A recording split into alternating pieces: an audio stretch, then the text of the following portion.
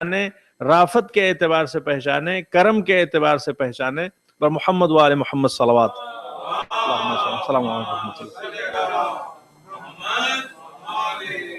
ماشاء اللہ ہمارے بھائی زین تشریف لائے ہیں، اور یہ 1 سال 1.5 سال کے بعد قم مقدسہ سے تعلیم حاصل کر کے آئے ہیں۔ انشاءاللہ ان کے فیوز و برکات سے اس ماہ مبارک رمضان میں جو یوتھ کمیونٹی ہماری ہے، جو بچے ہیں، وہ مکمل فائدہ اٹھائیں گے ان کے پریزنس کا۔ اور جیسا کہ انہوں نے آنے سے پہلے ہی کچھ کیلیگرافی وغیرہ کا کورس آلریڈی انٹروڈیوس کر رکھا ہے، تو اس میں بھی انشاءاللہ بچے پابندی سے شرکت کریں گے، اور یہ ہماری پوری کمیونٹی کے لیے سرمایہ افتخار ہیں اور ایک اسیٹ ہیں۔ ان کی سلامتی کے لیے، ان کی توفیقات میں اضافے کے لیے، ان کی دن دونی رات چوگنی علم دین میں ترقی کے لیے محمد و آل محمد بآواز بلند صلوات اللہم صل علی محمد و محمد۔ یا ایھا الذین آمنوا کتب علیکم الصیام، اور پھر اس کے بعد میں جو دوسرا پوائنٹ ہے جو بہت انٹرسٹنگ ہے، کما کتب علی الذین من قبلکم، تم پر روزے لکھ دیے گئے ہیں جس طریقے سے تم سے پہلے والی امتوں پر لکھ دیے گئے تھے۔ ایسا نہیں کہ تم پہلی مرتبہ تمہارے اوپر یہ طاقت فرسا ذمہ داری فرض کی جا رہی، نہیں، اس سے پہلے بھی ایسا ہو چکا ہے۔ لعلکم تتقون، اور یہ اس لیے ہے تاکہ تم تقوی الہی اختیار کر لو، تاکہ تم متقی بن جاؤ، پرہیزگار بن جاؤ، جنتی بن جاؤ، جہنم سے نجات پا جاؤ۔ ایام معدودات، اور یہ صرف کچھ دنوں کے لیے ہے۔ یہ 4 پوائنٹس ہیں۔ جب بچے ڈاکٹر کے پاس جاتے ہیں تو ڈاکٹرز جو ہوتے ہیں وہ کبھی جو انجیکشن دینا ہوتا ہے انہیں، تو بچے بہت گھبراتے ہیں انجیکشن کے نام سے۔ تو ڈاکٹر کیا کرتا ہے؟ اگر وہ سمجھدار ہوتا ہے، اگر وہ ایکسپرٹ ہوتا ہے، سمجھدار ہوتا ہے، تو کہتا ہے پیارے بچے، گھبرانے کی ضرورت نہیں ہے، بس یہ ذرا سی دیر کی تکلیف ہے، اور ایسا نہیں کہ یہ تم کو لگ رہا ہے، اس سے پہلے بھی بہت سے لوگوں کو لگ چکا ہے انجیکشن، اور انجیکشن لگ رہا ہے تم کو ٹھیک کرنے کے لیے، ٹھیک ہو جاؤ گے، چنگے ہو جاؤ گے، یہ تو ڈاکٹر کرتا ہے۔ تو بالکل یہی طریقہ کار اللہ سبحانہ و تعالیٰ نے روزے کے سلسلے میں اختیار کیا ہے، پیار سے بلایا ہے، اے میرے مومن بندو۔ اور اس کے بعد اللہ نے کہا کہ ایسا نہیں کہ یہ تمہارے ہی اوپر یہ ذمہ داری ڈالی جا رہی ہے، اس سے پہلے بھی بہت سی امتوں پہ، تمام امتوں پہ ذمہ داری ڈالی جا چکی ہے، اس کے ذریعے بھی مسئلہ آسان ہو جاتا ہے۔ اور گھبرانے کی ضرورت نہیں، پورے سال کا مسئلہ نہیں ہے، ہمیشہ درد نہیں ہوگا، ہمیشہ تکلیف نہیں، کچھ دنوں کی بات ہے، کچھ دنوں تک روزے رکھنے، اور یہ تمہاری اپنی پروسپیرٹی کے لیے، تاکہ تم متقی بن جاؤ، پرہیزگار بن جاؤ۔ تو یہ اللہ کا طریقہ کار اور اللہ کی حکمت عملی۔ اور بہرحال یہ مہینہ بڑی عظمتوں کا مہینہ ہے، بڑی برکتوں کا مہینہ ہے، اور اس مہینے کے جو فضائل ہیں رسول اللہ صلی اللہ علیہ وآلہ وسلم سے بہتر طور پر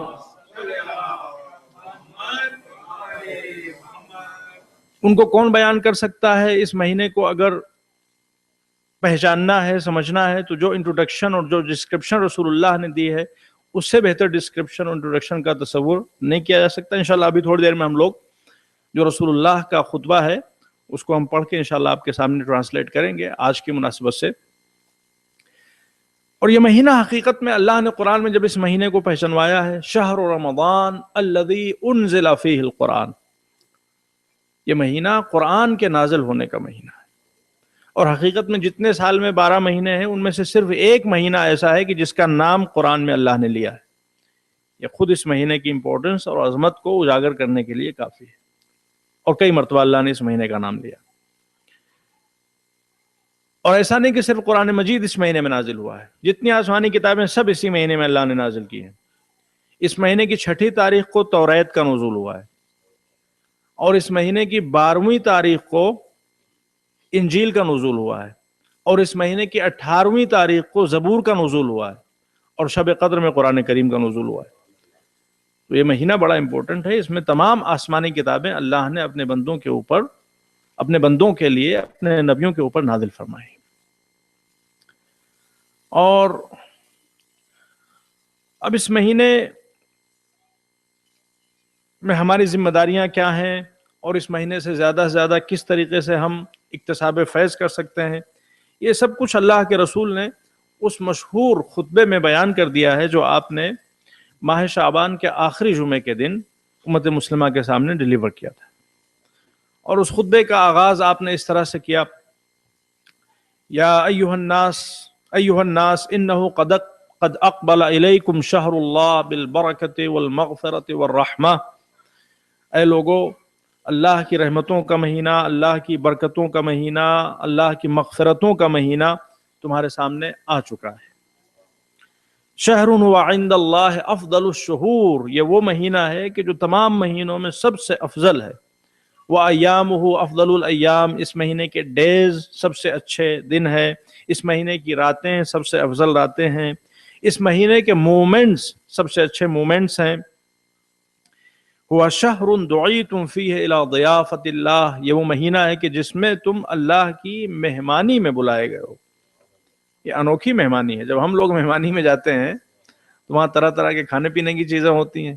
پروردگار یہ کون سی مہمانی ہے کہ یہاں دن بھر بھوکا رکھا جاتا ہے، 20 گھنٹے بھوکا رکھا جاتا ہے، 20 گھنٹے پیاسا رکھا جاتا ہے. ظاہر سی بات ہے آواز قدرت یہی آئے گی کہ مہمانیاں مختلف طرح کی ہوتی ہیں. وہ تو دنیا والوں کی مہمانی ہے کہ تم کو بلا کے ایک گلاس پانی پلا دیا اور ایک شربت پلا دیا اور چائے پلا دی اور پراٹھے کھلا دیے. یہ دنیا والوں کی مہمانی ہے. ہم تو اس مہمانی کے ذریعے سے، اس بھوک اور پیاس کے ذریعے سے تم کو دنیا میں بھی سرخرو بنانا چاہتے ہیں اور آخرت میں بھی تمہاری نجات کا سامان فراہم کرنا چاہتے ہیں. تو یہ اللہ کی مہمانی ہے. اور حقیقت میں جو مین مقصد روزے کا ہے وہ اللہ نے خود قرآن میں بیان کیا: لعلکم تتقون. تقوی کیا چیز ہے؟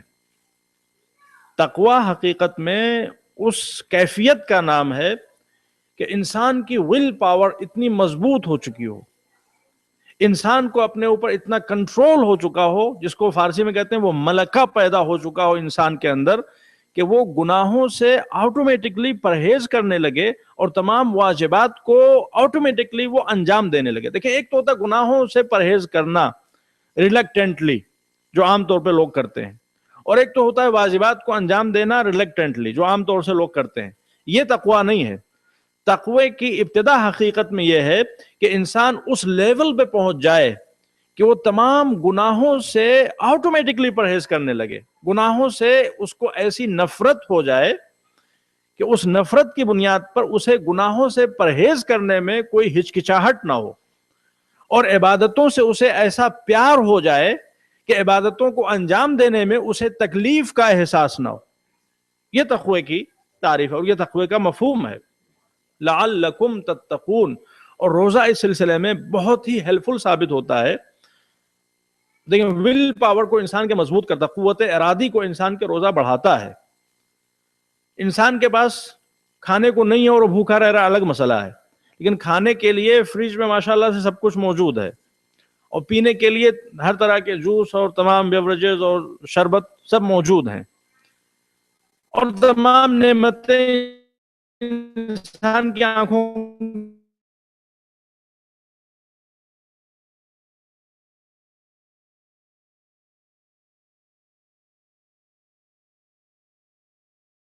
کے سامنے ہے، لیکن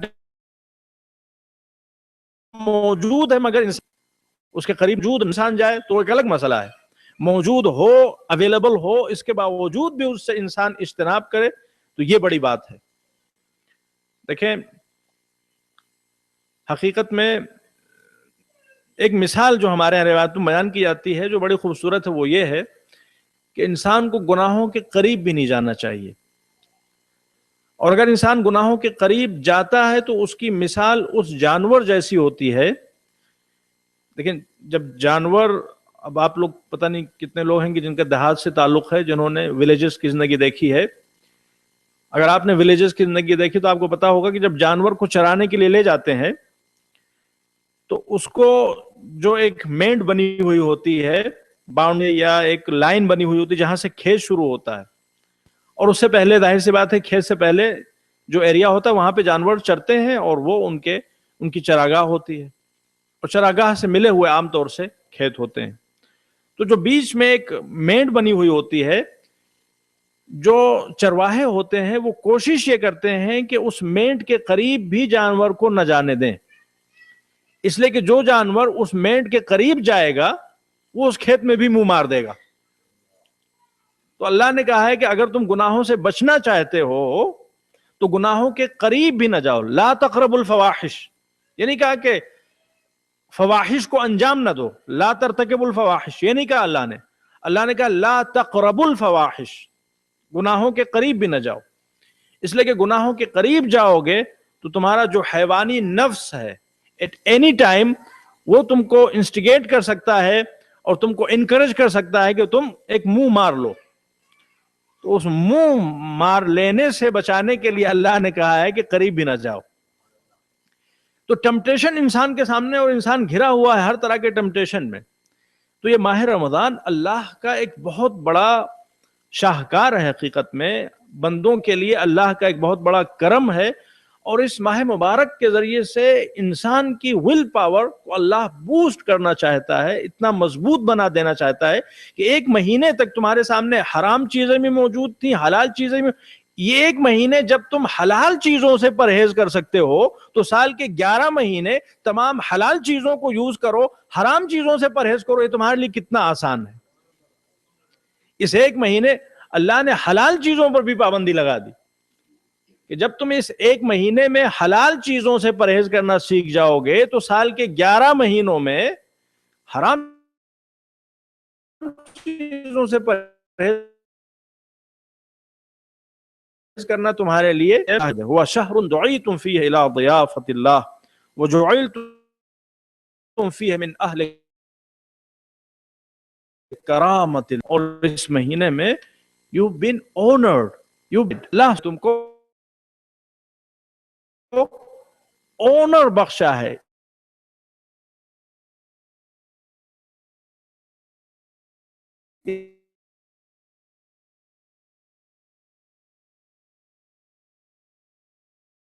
انہیں کو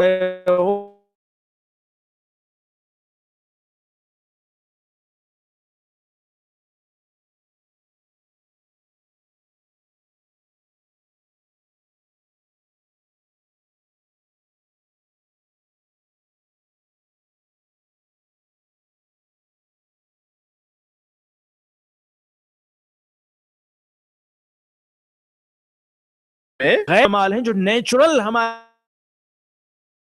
ٹینڈنسیز ہیں ان کو بھی اللہ نے عبادت اور تسبیح کا درجہ دے دیا.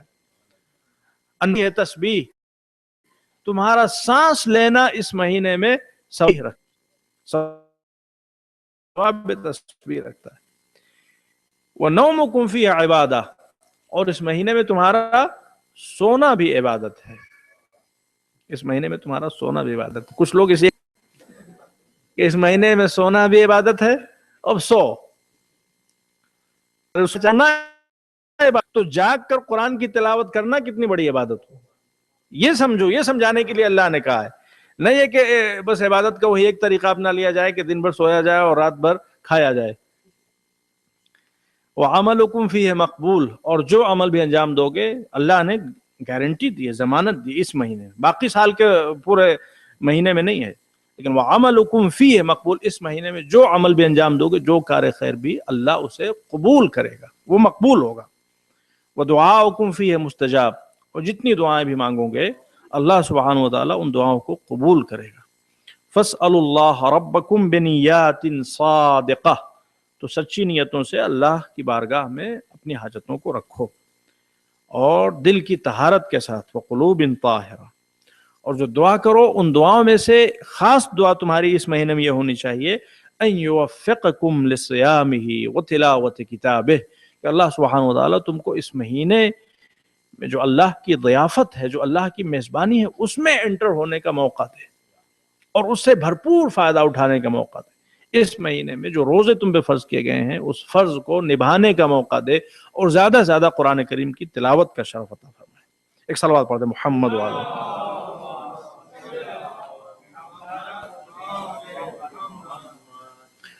اور پھر اس کے بعد میں اللہ کے رسول نے فرمایا فلسفی آف ہنگر اینڈ تھرسٹ، جو اس مہینے میں بھوک اور پیاس آبزرو کرتے ہیں، ایکسپیرینس کرتے ہیں، اس کی کیا فلسفی. فَإِنَّ الشَّقِيَّ مَنْ حُرِمَ غُفْرَانَ اللَّهِ فِي هَذَا الشَّهْرِ الْعَظِيمِ، بدبخت ہے وہ انسان، یہ رحمتوں کا مہینہ گزر جائے مگر اس کی بخشش نہ ہو. یہ حضور نے فرمایا وَاذْكُرُوا بِجُوعِكُمْ وَعَطَشِكُمْ فِيهِ جُوعَ يَوْمِ الْقِيَامَةِ وَعَطَشَهُ. اس مہینے کی بھوک اور پیاس کے ذریعے سے قیامت کی بھوک اور پیاس کو یاد کرو. اس مہینے کی بھوک اور پیاس تو چند گھنٹوں کی ہے، اور وہ بھی ظاہر سی بات ہے اس نارمل پلیزنٹ بیوٹیفل ویدر میں. میں سمجھتا ہوں کہ دنیا میں جو ہارشسٹ ویدر ہے اگر اس کو بھی قیامت سے کمپیئر کیا جائے تو وہ بھی موسٹ پلیزنٹ بن جائے گا. جب یہاں کچھ گھنٹوں کی بھوک اور پیاس کی وجہ سے تمہاری یہ حالت ہوتی ہے تو اس دنیا کی بھوک اور پیاس کے بارے میں سوچو، غور کرو، وہاں پلٹ کے جانا ہے. وَتَصَدَّقُوا عَلَى فُقَرَائِكُمْ وَمَسَاكِينِكُمْ. اور اس مہینے میں جب تمہیں بھوک اور پیاس لگے تو بھوک اور پیاس کا رونا رونے کے بجائے سوچو ان لوگوں کی بھوک اور پیاس کے بارے میں سوچو کہ جو اسی دنیا میں موجود ہیں. تمہارے لیے بھوک اور پیاس تو چند دنوں کی ہے، ایک مہینے کی بھوک اور پیاس ہے. سوچو ان لوگوں کے بارے میں کہ جو پورے سال بھوک اور پیاس کو ایکسپیریمنٹ کرتے رہتے ہیں اور اس سے جوجھتے رہتے ہیں، اس سے لڑتے رہتے ہیں. They are battling with their hunger and thirst. اور حقیقت میں روزہ انسان کو متوجہ کرتا ہے دوسرے انسانوں کی پریشانیوں اور بھوک پیاس کی طرف. اب وہ مشہور واقعہ ہے، اب حضرات نے شاید سنا ہو، وہ لوگ کہ جو ہمیشہ عیش و نوش کی زندگی میں رہتے ہیں، ان کو پتہ بھی نہیں ہوتا کہ دنیا میں کیا ہو رہا ہے. اگر انسان پریشانی سے گزرے گا نہیں، یہ انسان کی نیچر میں یہ چیز شامل ہے کہ اگر انسان کی زندگی میں صرف افلوئنسز ہوں، صرف نعمتیں ہوں، صرف مرفہ حالی ہو، صرف عیش عشرت ہو تو دوسروں کے دکھ درد کو احساس کر ہی نہیں سکتا. اسی لیے آپ دیکھیں تو اللہ نے یہ تمام انبیاء و مرسلین جو اللہ نے بھیجے ہیں، آپ سب کی ہسٹری پڑھیں، اچھی طرح سے آپ پڑھیں. تمام انبیاء و مرسلین حضرت سلیمان علیہ الصلوۃ والسلام کے علاوہ جتنے انبیاء و مرسلین گزرے ہیں، سب کی زندگی حقیقت میں فقیرانہ زندگی رہی. اللہ نے ان کی زندگی میں ڈیلیبریٹلی ان کی زندگی میں ڈیفیکلٹیز رکھی ہیں، مشکلات رکھی ہیں، ایکسٹرا مشکلات رکھی ہیں. اور جیسا کہ اس سے پہلے بھی پڑھ چکے ہیں ایک مصرع اردو کا، جن کے رتبے ہیں سوا ان کو سوا مشکل ہے. یہ اللہ کا بنایا ہوا نظام ہے کہ جتنا انسان بڑھتا جاتا ہے، جتنا بڑھتا جاتا ہے اتنا زیادہ اللہ اس کی زندگی میں مصیبتیں لاتا جاتا ہے. اس لیے کہ مصیبتوں کے ذریعے سے، پریشانیوں کے ذریعے سے، مشکلات کے ذریعے سے انسان سیلفش نہیں رہ جاتا، بلکہ اس کے اندر دوسروں کے دکھ درد کو سمجھنے کا موقع فراہم ہو جاتا ہے. آپ دیکھیں رسول اللہ صلی اللہ علیہ وسلم یتیم، اللہم صلی علی محمد، ماں اور باپ دونوں پیدا ہونے سے پہلے باپ کا سایہ سر سے اٹھ گیا، اور ابھی کچھ ہی سالوں کے تھے کہ ماں کی شفقت سے محروم ہو گئے. اور 8 سال کے پہنچے تو جو سرپرست تھے حضرت عبد المطلب، ان کا سایہ بھی اللہ نے اٹھا لیا. اور پھر اس کے بعد میں ظاہر سی بات ہے حضرت ابو طالب کے سایہ تربیت میں، آپ کی سایہ رحمت میں آپ کی پرورش اور تربیت ہوئی. تو یہ اللہ کا پورا نظام ہے کہ اپنے منتخب بندوں کو اللہ مختلف پریشانیوں میں مبتلا کرتا ہے تاکہ وہ دوسروں کے دکھ درد کو سمجھیں. تو یہ ماہ رمضان ایک طرح سے ایک فلسفہ جو روایتوں میں بیان ہوا ہے ماہ رمضان کا، وہ یہ بھی ہے کہ اس مہینے کی بھوک اور پیاس کے ذریعے انسان فقراء، غرباء، وہ لوگ کہ جو پورے سال بھوک اور پیاس کی زندگی گزارتے ہیں، ان کے دکھ درد کو سمجھے. وہ مشہور واقعہ ہے کہ فرانس کا ایک بادشاہ تھا، لوگ احتجاج کر رہے تھے اس کے محل کے سامنے. تو اس نے کہا کہ یہ لوگ کیوں احتجاج کر رہے ہیں؟ کہا کہ یہ لوگ احتجاج اس لیے کر رہے ہیں کہ یہ کہہ رہے ہیں کہ ان کے پاس کھانے کو بریڈ نہیں ہے. تو اس نے کہا اگر کھانے کو بریڈ نہیں ہے تو یہ لوگ کوکیز کیوں نہیں کھاتے، بسکٹس کیوں نہیں کھاتے؟ آپ غور فرما رہے ہیں؟ اس کی جو زندگی ہے عیش و عشرت کی، وہ پبلک زندگی سے، لوگوں کے دکھ درد سے اتنا ناواقف ہے کہ اس کو پتا ہی نہیں کہ اگر بریڈ نہیں ہے تو اس کا مطلب کیا ہے. وہ سمجھ رہا ہے کہ بریڈ نہیں ہے کہ مطلب بازار میں بریڈ ختم ہو گئی ہے، یا یہ کہ جو بیکری والے ہیں انہوں نے کم پروڈیوس کی ہے بریڈ، جس کی وجہ سے لوگ اس مشکل سے گزر رہے ہیں. وہ یہ سمجھ ہی نہیں پا رہا ہے کہ جو انسان بریڈ نہیں افورڈ کر سکتا، وہ انسان کوکیز کو کیسے افورڈ کرے گا. بریڈ نہیں ہے تو کوکیز کھائیں، نو پرابلم.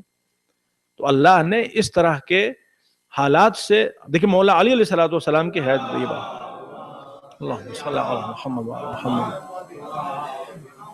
مولا فرماتے خود نجو بلاغہ موجود ہے، لعل بالحجاز او الیمامہ من لا طمع له بالقرص، یہ موجود ہے کہ آپ فرماتے ہیں، اور یہ مولا علی کے بارے میں ہسٹوریکل ریکارڈ، ہر انسان اس کو جانتا ہے کہ مولا علی جب تک مسند خلافت پر رہے 4.5 سال تقریباً، ایک وقت بھی آپ نے سیر ہو کر کھانا نہیں کھایا، ایک وقت بھی پیٹ بھر کے کھانا نہیں کھایا. الا وان امامکم من اکتفا قد اکتفا من دنیاہ بتمرئی ومن طعمہ بقرصئی. ایسا نہیں کہ مولا علی کے پاس تھا، نہیں تھا، لیکن ڈیلیبریٹلی آپ اس طرح کی زندگی گزار رہے تھے. کیوں؟ لعل بالحجاز او الیمامہ من لا طمع له بالقرص، ایسا نہ ہو کہ ہمارے حدود مملکت میں کوئی بھوکا سو رہا اور ہم کو اس کی خبر نہ ہو. تو انسان جب بھوک اور پیاس کی شدت سے، سختی سے، مصیبت سے گزرتا ہے، تب جا کے اسے دوسروں کے دکھ درد کا احساس ہوتا ہے. تو یہ روزہ حقیقت میں ہمارے اندر اس سمپتھی کو ڈیولپ کرتا ہے، اس اویئرنیس کو ہمارے اندر امپروو کرتا ہے کہ اس ماہ مبارک میں ایسا نہیں ہے کہ اللہ نے ایک یوں ہی پلاننگ کی ہے کہ تم ایک وقت بھوکے رہو، اور ظاہر سی بات ہے صبح میں تو انسان تھوڑی بہت سحری کر لیتا ہے اور اس کے بعد میں رات میں بھی کھا لیتا ہے، تو حقیقت میں ایک وقت کی بھوک ہوتی ہے، اور پھر اس کے بعد میں جو بیچ میں جو ریفریشمنٹس انسان لیتا ہے اس سے انسان پرہیز کرتا ہے. لیکن کچھ لوگ یہ سوچتے ہیں کہ جو کسر رہ گئی دن بھر کی وہ افطاری کے وقت نکال لی جائے. یہ مقصد نہیں ہے روزے کا کہ انسان جو ہے وہ زبردستی خواہ مخواہ میں جو ہے وہ صبح میں بھی کھا رہا ہے اور اس کے بعد میں رات میں بھی کھا رہا ہے، اور جو دن بھر میں جو تھوڑا بہت بچا کھانے پینے سے اس کو بھی انسان جنرلی آپ دیکھیں تو جو دیکھیں کسی بھی چیز کا فائدہ اس وقت مل سکتا ہے جب اس کو ویسے انجام دیا جائے جیسے اللہ نے کہا ہے. لیکن اگر اس روح کو نکال کے اس کو ایک رسم کے طور پہ انجام دیا جائے گا تو اس کا کوئی فائدہ نہیں ہوگا. حدیث کیا کہتی ہے؟ سومو تصحو، روزہ رکھو تاکہ تم صحت مند ہو جاؤ. لیکن بہت سے لوگ ایسے ہوتے ہیں کہ ماہ رمضان ختم ہوتا ہے تو ان کا ویٹ اور بڑھ جاتا ہے. ایران میں میرا بھی ماشاءاللہ سے آئے ہیں زین بھائی، وہاں پہ جب ماہ مبارک رمضان آنے والا ہوتا ہے تو گورنمنٹ کی طرف سے خصوصی طور پر سبسڈی دی جاتی ہے تیل پر، گوشت پر، اور اس طرح کی سبسڈیز کے ذریعے سے ہم سمجھتے ہیں کہ لوگوں کو انکریج کرتے ہیں کہ ابھی تک اگر آپ مہینے میں 2 لیٹر تیل یوز کرتے تھے تو آپ 4 لیٹر یوز کیجیے. اور لوگ باقاعدہ طور پہ اتنی بری طرح سے خریداری کرتے ہیں. ماہ رمضان کی شاپنگ آپ جا کے دیکھیں، ایران جیسے ملک میں، دنیا کے ہر ملک میں یہی صورت حال، پوری دنیا میں ماہ رمضان میں کم کھانا چاہیے، اور آپ یقین کیجئے مسلمان ماہ رمضان میں زیادہ کھاتے ہیں. جتنا تیل سال کے دوسرے مہینوں میں 2 مہینوں میں کھاتے ہیں اس سے زیادہ آئلی فوڈ ماہ رمضان میں کھاتے ہیں. جتنا زیادہ گوشت پورے 2 مہینے میں کھاتے ہیں سال کے دوسرے مہینوں میں، اس سے زیادہ گوشت ماہ رمضان میں کھاتے ہیں. تو جب اس طریقے سے کھایا پیا جائے گا تو پھر ماہ رمضان کی جو افادیت ہے وہ نہیں رہ جائے گی. میں سچا واقعہ بتا رہا ہوں، اپنے سامنے کا واقعہ. ایک دعوت میں ہم لوگ گئے ہوئے تھے ماہ رمضان میں، افطاری وہاں دعوتیں ہوتی ہیں قم میں. وہ افطاری کے بعد بیٹھے ہوئے تھے، تو افطاری کے بعد جب کھا پی لیتے ہیں، فارغ ہوتے ہیں، تو اس میں پھر شربت وغیرہ لے آتے ہیں، شربت پی بھی لیں. تو ایک صاحب کے سامنے شربت پیش کیا گیا تو انہوں نے کہا کہ کوئی گنجائش نہیں ہے، کھا لیا ہے. تو انہوں نے کہا کہ نہیں شربت تو پی لیجئے، کیا خام خام میں شربت لگا رکھا ہے، اگر گنجائش ہوتی تو 2 بوٹی اور نہ کھا لیتے. تو غور فرما رہے ہیں آپ. تو جب اس طریقے سے روزے رکھے جائیں گے تو روزوں کا فائدہ نہیں ہوگا. اب یہ کہ اس مہینے میں خرچہ کم ہو تاکہ جو خرچہ بچ رہا ہے، جو برنچ کے پیسے بچ رہے ہیں، جو ریفریشمنٹس کے پیسے بچ رہے ہیں، جو سپہر میں چائے کے پیسے بچ رہے ہیں، اور جو تمام پیسے بچ رہے ہیں ان کو غربا اور فقراء کو دیا جائے. یہ اللہ کا اصل مقصد ہے حقیقت میں. جو تھوڑی بہت بھوک پیاس، بہت سے دوسرے مقاصد سائڈ اصل مقصد تو نہیں، اصل مقصد تو تقوی پروردگار ہے. اصل مقصد تو ہمارے خلوص کا امتحان لینا ہے. جو مولا علی نے بیان کیا ہے نہج بلاغہ میں، جب آپ نے فلسفی بیان کی تو اس میں آپ نے یہی بیان فرمایا ہے، ابتلاء لاخلاص الخلق اللہ روزے کے ذریعے سے اپنی مخلوقات، اپنے بندوں کے خلوص کا ٹیسٹ لینا چاہتا ہے۔ دیکھیں پتہ نہیں آپ اس پوائنٹ کی طرف متوجہ ہوئے، یقیناً متوجہ ہوئے ہوں گے کہ جتنی عبادتیں، دیکھیں روزے کی فضیلت، روزے کی فضیلتوں میں سے اور عظمت میں سے ایک اہم عظمت یہ ہے کہ جتنی عبادتیں ہیں کوئی بھی عبادت ایسی نہیں ہے جو ریاکاری کے خطرے سے محفوظ ہو۔ ہر عبادت ریاکاری کی زد پہ ہے سوائے روزے کے۔ روزہ وہ عبادت ہے کہ جس میں ریاکاری کا شائبہ ہو ہی نہیں سکتا، ریاکاری کا خطرہ ہو ہی نہیں سکتا۔ الصوم لی، حدیث قدسی ہے، الصوم لی، روزہ صرف اور صرف میرے لیے ہے۔ یہ ریاکاری اس میں شو آف ہو ہی نہیں سکتا، اس لیے کہ اگر کوئی شو آف کرنے کے لیے روزہ رکھے گا تو وہ واش روم میں جا کے پانی پی لے گا، حمام میں جا کے پانی پی لے گا، اپنے پرائیویٹ روم میں لے جا کے کچھ سینڈوچ وغیرہ بستر کے نیچے ادھر ادھر چھپا کے اپنا کھا لے گا۔ تو جیسے ہی اس نے کھایا ویسے اس کا روزہ ٹوٹ گیا، تو روزہ رہ ہی نہیں گیا۔ اگر روزہ انسان نے رکھ لیا صبح سے لے کے شام تک تو وہ صرف اور صرف اللہ کے لیے ہے، اس میں ریاکاری کا کوئی چانس ہے ہی نہیں ہے۔ اس لیے کہ یہ کوئی 2 منٹ کا مسئلہ نہیں ہے، یہ 20 گھنٹے کا معاملہ ہے۔ نماز کیا ہے کہ 5 منٹ کی ایک انسان کھڑے ہو کے نماز پڑھ رہا ہے، اس کو محسوس ہوا کہ کوئی اور آ گیا ہے تو تھوڑا سا اس نے شین قاف اس کا اور گاڑھا کر دیا، الحمدللہ رب العالمین۔ جیسے اس نے گاڑھا کیا ویسے ہی شیطان خوش ہوا کہ جو تم پڑھ رہے تھے سب برباد، ہمارا کام ہو گیا۔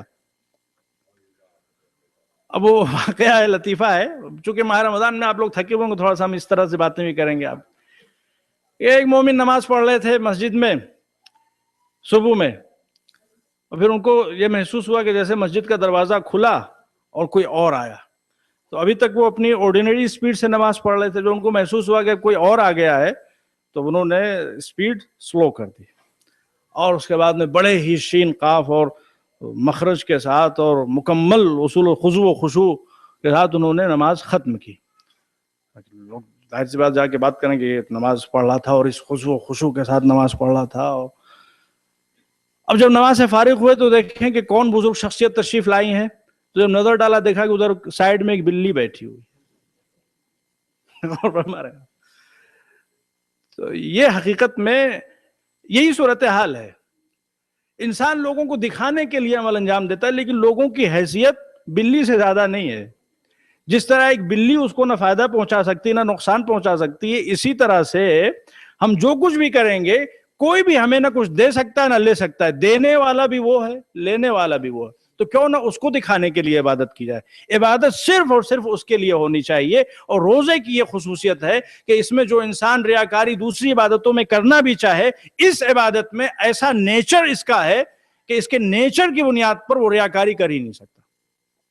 تو یہ روزے کی خصوصیت ہے، اور اس کے علاوہ بہت سے اہم مسائل ہیں کہ جو حضور کریم نے اس میں باقاعدہ طور پر بیان کیے ہیں۔ اب ظاہر سی بات ہے وقت زیادہ نہیں ہے کہ اس مہینے میں اگر کوئی انسان قرآن کی تلاوت کرتا ہے، اس مہینے کو ربیع القرآن کہا گیا، لکل شیء ربیع وربیع القرآن شہر رمضان، ہر چیز کے لیے ایک سپرنگ ٹائم ہوتا ہے، ایک بہار ہوتی ہے، اور قرآن مجید کی بہار ماہ مبارک رمضان ہے۔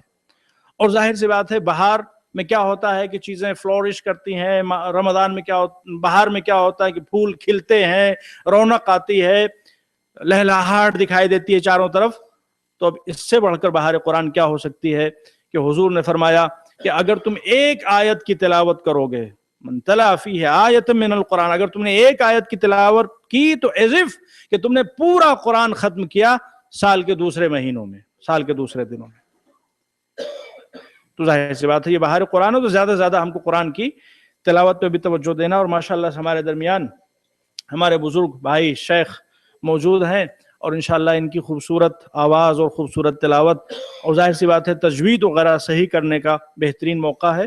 ماشاءاللہ آپ کی تجوید اور قرأت بیسٹ، تو جو حضرات چاہتے ہیں کہ اپنی تجوید اور ان تمام چیزوں کو صحیح کریں وہ اس اپرچونٹی کا فائدہ اٹھائیں۔ اور ماشاءاللہ سے آپ عراقی ہیں، عالم دین ہیں، فاضل ہیں، تو جب یہ قرآن کی تلاوت کریں گے تو اس وقت جو حضرات ان کو فالو کریں گے انشاءاللہ وہ آسانی کے ساتھ اپنی تجوید کو امپروو کر سکیں گے۔ یہ ایک بہت بڑا فائدہ ہوگا، اور یہ مقصد ہے ان کو زحمت دینے کا حقیقت میں۔ اور افطاری جو مومنین دیں گے اس کے بارے میں حضور نے فرمایا من فطر منکم صائما مؤمنا فی هذا الشهر كان له بذلك عند الله عتق نسمه ومغفرة لما مضى من ذنوبه، کہ اگر کسی کو کوئی افطاری کراتا ہے تو دو ثواب حضور نے بیان کیے ہیں. ایک تو یہ کہ ایک غلام آزاد کرنے کا ثواب ہے اگر انسان کسی روزے دار کو افطاری کراتا ہے، اور دوسرے کہ جو پاسٹ کے سنس ہیں، گناہ ہیں، ان سب کو اللہ کلیئر کر دے گا صرف ایک افطاری کے بدلے میں. آپ غور فرمائیں، تو ایک مومن کو افطاری کرانے کا اتنا ثواب ہے، تو جو حضرات یہاں پہ 150-200 مومنین کو افطاری کرا رہے ہیں یقیناً ان کا ثواب بہت زیادہ ہوگا. اب اس میں حضور سے پوچھا گیا کہ اللہ کے رسول، ہم میں سے ہر ایک اس چیز پہ قدرت نہیں رکھتا کہ ایک مومن کو افطاری کرائے تو کیا کریں؟ تو آپ نے فرمایا وَلَوْ بِشِقِّ تَمْرَةٍ، کہ چاہے ایک کھجور کے ذریعے کیوں نہ ہو. ایسا نہیں کہ وہ ایک کھجور کے ذریعے کیوں نہ، تو ایک کھجور ہی کھلایا جائے مومن کو، اسی کو معیار بنا لیا جائے. سمندر سے ملے پیاسے کو شبنم بخیلی ہے، یہ رزاقی نہیں ہے. آپ سمندر ہیں، آپ کو اللہ نے زیادہ دیا ہے تو آپ زیادہ کھلائیے، ایک خرما نہ کھلائیے، ایک کھجور نہ کھلائیے. اور اس مہینے میں خصوصیت کے ساتھ جس چیز پہ ہم کو توجہ دینا ہے وہ صلہ رحم ہے. حضور نے فرمایا وَمَنْ وَصَلَ فِيهِ رَحِمَهُ وَصَلَهُ اللَّهُ بِرَحْمَتِهِ يَوْمَ يَلْقَاهُ، جو شخص اس مہینے میں صلہ رحم کرے گا، وہ رشتہ دار کہ جو دور دراز ہیں، پاکستان ہے، ہندوستان ہے، کہیں پر بھی ہیں، ان کو ایک فون کر کے ان کی خیریت معلوم کرنا، اور اگر ان کو کسی طرح کی کوئی ضرورت ہو تو ان کا سپورٹ کرنا، یہ صلہ رحم ہے. تو حضور فرماتے ہیں کہ جو صلہ رحم کرے گا اللہ اپنی رحمت کو اس سے جوڑ دے گا، اور رحمت اس کے ساتھ جڑی رہے گی up until the day of judgment.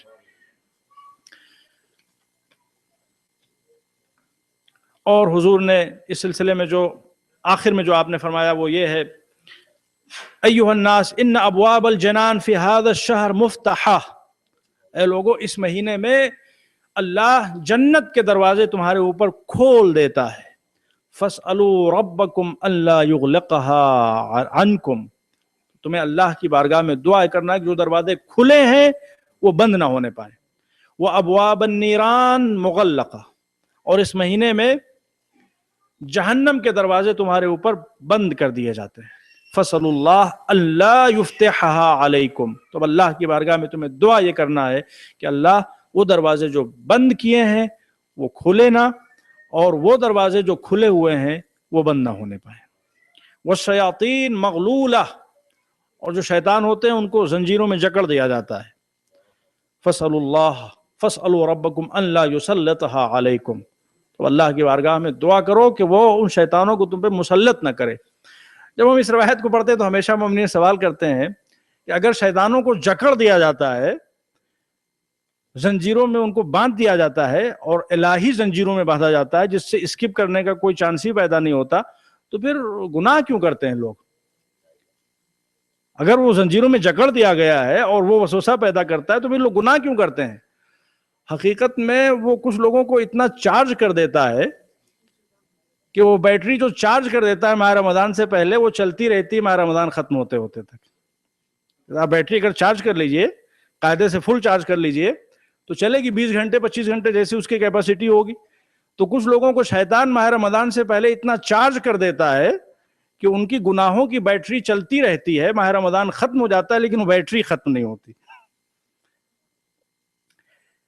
دیکھیں یہ ایک جواب ہے. اور دوسرا جواب اس کا یہ ہے کہ حقیقت میں جو گناہ کے فیکٹرز ہیں ان میں شیطان ایک ہے. وہ چیزیں جو گناہ کے سلسلے میں ہم کو وسوسہ پیدا کرتی ہیں وہ صرف شیطان نہیں ہے. شیطان is not the only cause of sins. مین چیز وہ شیطان ہے جو ہم سب کے پہلو میں ہے، جو ہم سب کے ساتھ ساتھ موجود ہے. ہمارا اپنا نفس، ان النفس لامارۃ بالسوء، وہ تو ہمیشہ ہمارے ساتھ ہے. شیطان بند ہوا ہے، نفس تھوڑی بند ہوا ہے، وہ تو ہمارے ساتھ ہمیشہ ہمیشہ ہے. اور آخری پوائنٹ، بالکل آخری پوائنٹ، جب رسول اللہ خطبہ دے رہے تھے تو امیر المومنین علیہ الصلوۃ والسلام فرماتے ہیں قمت، میں کھڑا ہوا اور میں نے کہا اے اللہ کے رسول ما افضل الاعمال فی ھذا الشہر، اے اللہ کے رسول آپ نے بہت فصاحت و بلاغت کے ساتھ اس مہینے کی عظمتوں کو بیان کیا، آپ یہ بتائیے کہ اس مہینے میں سب سے افضل عمل کیا ہے؟ تو آپ نے فرمایا یا ابا الحسن افضل الاعمال فی ھذا الشہر الورع عن محارم اللہ. سب سے افضل عمل اس مہینے میں یہ ہے کہ انسان اللہ کی حرام کی ہوئی چیزوں سے پرہیز کرے. اور حقیقت میں اصل عبادت بھی یہی ہے. اصل عبادت نیکیوں کا انجام دینا نہیں ہے، بلکہ اصل عبادت گناہوں سے پرہیز کرنا ہے. تقوی کی ڈیفینیشن بھی یہی ہے، پرہیز، پریونشن. تقوی گناہوں سے اپنے آپ کو بچانا، یہ اصل تقوی ہے. اور ماہ رمضان کے سلسلے میں بھی جو ہمارے چھٹے امام جعفر صادق علیہ السلام نے انسٹرکشن دی ہے وہ یہی ہے، اذا صمت فلیصم سمعک وبصرک وجلدک وشعرک. جب تم روزہ رکھو تو تمہارا روزہ صرف پیٹ کا روزہ نہ ہو. یہ بیچارے پیٹ نے کیا خطا کی کہ اس کو صرف روزہ رکھوا رہے ہو؟ روزہ حقیقت میں، رمضان حقیقت میں اللہ نے صرف پیٹ کو پریشان کرنے کے لیے نہیں بنایا ہے. حقیقت میں اللہ نے ماہ رمضان کو رکھا ہے تمہاری فل ٹریننگ کے لیے، تمہاری آنکھوں کی ٹریننگ کے لیے، تمہارے کانوں کی ٹریننگ کے لیے، تمہاری زبان کی ٹریننگ کے لیے، تمہارے اعضاء و جوارح، تمہارے لمز، تمہارے تمام آرگنز کی ٹریننگ کے لیے یہ مہینہ ہے. تو اس مہینے میں حقیقی روزہ وہی ہے کہ جس میں پیٹ کے روزے کے ساتھ ساتھ ہمارے تمام organs they are fasting, they are observing fast. یہ امپورٹنٹ مسئلہ ہے. زبان سے ایسی کوئی بات نہ ہونے پائے کہ جو شان روزہ کے خلاف ہو. بحث کرنا جائز ہے، لیکن روایتوں میں کہا گیا ذر المراء ولو كنت محقا. خاص طور سے اگر حج کے موقع پہ کوئی بحث کر رہا ہے، مجادلہ کر رہا ہے، تو اگرچہ وہ حق پہ، اس کا حج خطرے میں پڑ جاتا ہے، اس کے اوپر کفارہ واجب ہو جاتا ہے، حرام ہے.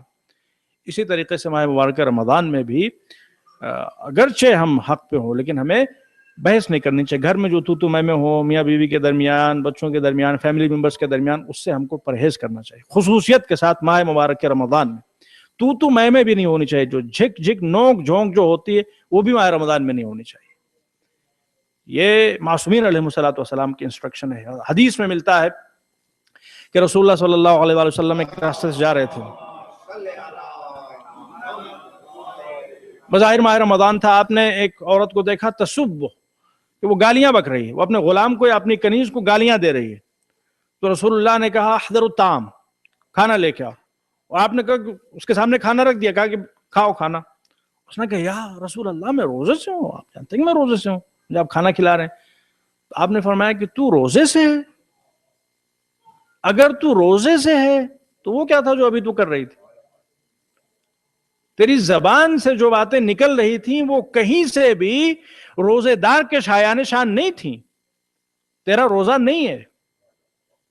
جب تو نے اپنی زبان سے نازیبا الفاظ جاری کیے تو تیرا روزہ ختم ہو گیا. تو یہ اسلام کی تعلیم ہے، اور یہ اصل میں روزے کا تربیتی ایسپیکٹ ہے. حقیقت میں روزے کو 3 حصوں میں ڈیوائیڈ کیا جاتا ہے. عوام کا روزہ، جس میں صرف بھوک اور پیاس، سحری اور افطاری پہ ساری توجہ، ساری گرما گرمی سحر و افطار کے وقت. آپ جائیے ابھی پاکستان میں، ہندوستان میں، ہر جگہ جہاں کہیں بھی آپ جائیں گے، کیا رونق ہوتی ہے سحر و افطار کے وقت کھانے پینے کے لیے، کس طرح سے لوگ ٹوٹے پڑتے ہیں. انسان اور جانور میں فرق یہ ہے کہ انسان اپنی انسانیت کو کھوتا نہیں. جانور کو آپ کتنا ہی ٹرین کر دیں، کتنا ہی ٹرین کرتے ہیں آپ جانور کو، کبوتروں کو فور ایگزامپل، آپ 1 سال تک ان کو ٹریننگ دیجئے، لیکن جیسے ان کے سامنے دانا ڈالیں گے وہ ایک دوسرے کے اوپر ٹوٹ پڑیں گے.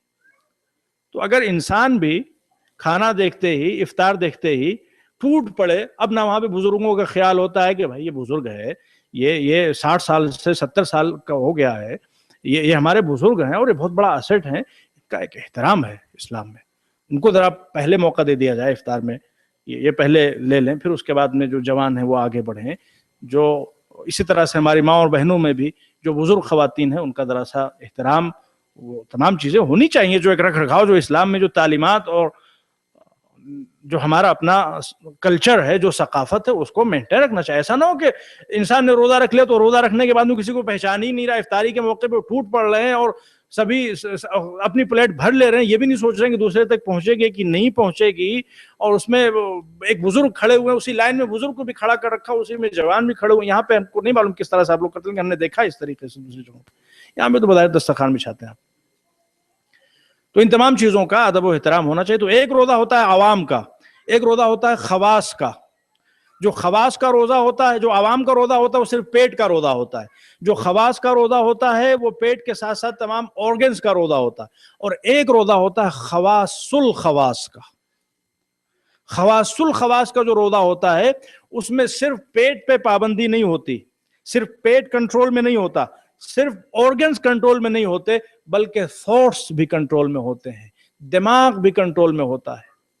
ایسا نہیں ہے کہ وہ صرف کوئی ایسی چیز کھاتے نہیں جس سے روزہ نہیں ٹوٹتا، یا ایسے کام نہیں کرتے کہ جو شریعت نے حرام قرار دیے ہیں، بلکہ وہ ایسے تصورات بھی ذہن میں نہیں لاتے کہ جو اللہ نے روک رکھے. تو یہ روزہ ہے. اور یہ جو رمضان ہے، اس لفظ کی میننگ کیا ہے؟ کتنے بجے ٹائم ہے؟ 2-3 منٹ بس اسی پہ ختم کرتے ہیں. انشاءاللہ ماہ رمضان کی میننگ کیا ہے وہ انشاءاللہ کل آپ کے سامنے عرض کریں گے، اور بہت سے مسائل وغیرہ بھی وہ بھی انشاءاللہ آہستہ آہستہ عرض ہوتے رہیں گے. تو 2-3 پوائنٹس میں جو 2-3 منٹ میں عرض کر دوں. ایک پوائنٹ تو یہ کہ جو آپ کے سامنے ٹائم ٹیبل ہے ماہ رمضان میں، جو ٹائم ٹیبل آیا ہے، اس کو ایک مرتبہ پھر سے ریوزٹ کیا گیا ہے، اور ریوزٹ کر کے اس کو اپڈیٹ کیا گیا ہے. اور جو ہم لوگ کر سکے ہیں وہ بیسٹ ایفرٹس کی گئی ہیں موسٹ ایکوریٹ اس کو بنانے کے لیے. باقی اللہ بہتر جانتا ہے. اب اس میں دیکھیں ڈیفرنٹ میجرز ہوتے ہیں، لیکن ایک بکلیٹ ہے، آپ حضرات اس کو اگر پڑھنا چاہیں تو پڑھ سکتے ہیں. سید محمد رضوی صاحب نے لکھی وہ بکلیٹ، اس کا نام ہے ٹوائلائٹ اے نیو پرسپیکٹو. یہ جو افق کا مسئلہ ہے اس کے بارے میں نیو پرسپیکٹو، اور تمام ہمارے جو روزے اور نماز کی ٹائمنگ وغیرہ کا مسئلہ ہوتا ہے وہ اسی سے جڑا ہوا ہوتا ہے. یہ آپ گوگل میں ٹائپ کیجئے، آپ کو فوراً alislam.org پہ دکھائی دے گا، اس کو آپ پڑھیں. تو اس میں انہوں نے حقیقت میں 3 پوائنٹس بیان کیے ہیں کہ 3 طرح کے ٹوائلائٹس ہوتے ہیں. ایک تو ہوتا ہے سول ٹوائلائٹ، کہ جس کے بعد میں گاڑیوں کی ہیڈ لائٹس کی ضرورت نہیں ہوتی. اس کا اس روزے کے مسئلے میں کوئی انوالومنٹ نہیں، اس کا اس سے کوئی تعلق نہیں ہے نماز اور روزے کی ٹائمنگ سے. اور دوسری جو ٹوائلائٹ ہوتی ہے وہ ہوتی ہے ایسٹرونومیکل ٹوائلائٹ. ایسٹرونومیکل ٹوائلائٹ حقیقت میں جو وہ بناتے ہیں وہ اس عنوان سے بناتے ہیں کہ پچھلا دن ختم ہو گیا اور نیا دن شروع ہو رہا ہے. اس ویو پوائنٹ سے وہ اس کو بناتے ہیں. اور تیسری جو ٹوائلائٹ ہے وہ ہے نوٹیکل ٹوائلائٹ. جو نوٹیکل ٹوائلائٹ ہے وہ حقیقت میں جو دریا وغیرہ میں لوگ سفر کرتے ہیں وہ ان کے لیے ہے کہ وہ اس کے ذریعے سے وہ پھر افق کو دیکھ سکیں، افق ان کے سامنے آ سکے. وہ جنرل پبلک کے لیے ہے. حقیقت میں اسلام میں جو کانسیپٹ ہے فجر صادق کا، جب فجر صادق کے آپ ڈیفینیشن پڑھیں گے تو فجر صادق کی ڈیفینیشن دو حصوں میں مشتمل ہے. ایک پارٹ ایک سینٹنس اس میں یہ ہے کہ فجر صادق وہ ہے کہ جسے لوگ آبزرو کر سکیں. ایسا نہیں کہ مطلب اسے علمی طور پر اور سائنٹیفک طور پر اس کو سمجھا جا سکے، بلکہ لوگ اس کو آبزرو کر سکیں. اور دوسری چیز جو اس میں ہے وہ یہ ہے کہ اس میں جو روشنی آتی ہے سورج کی وہ ہاریزونٹل ہوتی ہے، اور وہ گریجولی بلڈ اپ ہوتی ہے اور اینڈ ہوتی ہے سن رائز پہ. اور جو فجر صادق ہوتی ہے اس میں جو روشنی آتی ہے وہ حقیقت میں ورٹیکل ہوتی ہے، اور وہ تھوڑی دیر کے لیے ہوتی ہے اور اس کے بعد میں وہ چیز ختم ہو جاتی ہے. تو ہماری فجر کاذب تو جو فجر صادق ہے وہی حقیقت میں نماز کا وقت بھی ہے اور وہی حقیقت میں روزے کا وقت بھی ہے. تو یہ تینوں ٹوائلائٹس ہیں، ان میں جو موسٹ بفٹنگ ہے فجر صادق سے وہ نوٹیکل ٹوائلائٹ ہے. جو نوٹیکل ٹوائلائٹ ہے وہ حقیقت میں جو فجر صادق کی ڈیفینیشن علماء نے بیان کی اور معصومین علیہ السلام نے بیان کی اس سے موسٹ بفٹنگ ہے. اس لیے اس کو نظر میں رکھ کے فی الحال یہ ٹائم ٹیبل بنایا گیا ہے، اور امید یہ ہے کہ مومنین انشاءاللہ اس پہ عمل کریں گے، اور اس پہ عمل کرنا ہم سب کو بری ذمہ کر دے گا. اور اس پہ عمل کرنے سے انشاءاللہ جو ہم روزے رکھیں گے، جو نمازیں پڑھیں گے، وہ سب صحیح ہوں گی. اور ٹو آور بیسٹ نالج اور جو کچھ ہم کر سکتے تھے اس سلسلے میں وہ کیا ہے، اور امید یہ ہے کہ اللہ سبحانہ و تعالیٰ اس کو قبول فرمائے گا. آخر میں اپنے ہاتھوں کو خداوند متعال کی بارگاہ میں اٹھاتے ہیں. پروردگار، یہ اذان کا وقت ہے اور یہ دعاؤں کی قبولیت کا وقت ہے. ہم سب کی یہی دعا ہے کہ ہم سب کو پورے ماہ مبارک رمضان کے روزوں کی توفیق عطا فرما، اور اس ماہ مبارک رمضان میں اپنے نیک بندوں کے لیے جو ہدایہ، جو سوغات، جو انعامات تو نے اپنی نظر میں رکھے ہوں وہ تمام فیوز و برکات ہم سب کے شامل حال قرار دے. اور خدایا ماہ رمضان میں ہم سب کے روزوں کو اور تمام تر عبادتوں کو اپنی بارگاہ میں مقبول و منظور فرما، اور خدایا ہم سب کے لیے جو ہدیہ جو تو دینا چاہتا ہے وہ تیری مرضی ہے، لیکن ہماری طرف سے اگر کوئی ریکویسٹ ہو سکتی ہے تو ان ناچیزوں کی طرف سے سب سے بڑا ہدیہ جو ہم تیری بارگاہ میں تجھ سے مانگنا چاہتے ہیں وہ ہمارے آقا و مولا امام مہدی کا ظہور پر نور ہے۔ امام کے ظہور میں تعجیل فرما، اور محمد و آل محمد صلی اللہ علیہ وسلم۔